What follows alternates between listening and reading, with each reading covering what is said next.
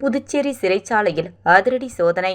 2 cellphone மற்றும் 3 பேட்டரிகள், 10க்கும் மேற்பட்ட கூர்மையான ஆயுதங்கள் பறிமுதல் செய்யப்பட்டுள்ளது.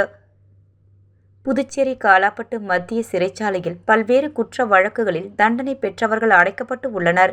இந்நிலையில் முதுநிலை காவல் கண்காணிப்பாளர் நாரா சைத்தன்யா உத்தரவுக்கிணங்க காவல் கண்காணிப்பாளர்கள் வம்சித ரெட்டி, பக்சவச்சலம், வீரவல்லவன் தலைமையில் காவல் ஆய்வாளர்கள் கண்ணன், கீர்த்தி, ஜெயசங்கர் மற்றும் சிறப்பு அதிரடி பிரிவு போலீசார், ஏஎன்எஸ் பிரிவு போலீசார் என 80க்கும் மேற்பட்டோர் இன்று சிறைச்சாலை முழுவதும் அதிரடி சோதனை மேற்கொள்ளப்பட்டது. அதில் சிறைச்சாலையில் உள்ள முக்கிய குற்றவாளிகளின் அறைகளில் இருந்தும், சமையலறை மற்றும் சிறையில் உள்ள கோவிலில் இருந்தும் 2 செல்போன் மற்றும் 3 பேட்டரிகள், 10க்கும் மேற்பட்ட கூர்மையான ஆயுதங்கள் கண்டெடுக்கப்பட்டுள்ளது.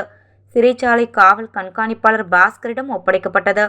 இதுகுறித்து பாஸ்கர் அளித்த புகாரின் அடிப்படையில் காலாப்பட்டு போலீசார் வழக்கு பதிவு செய்து விசாரணை மேற்கொண்டு வருகின்றனர்.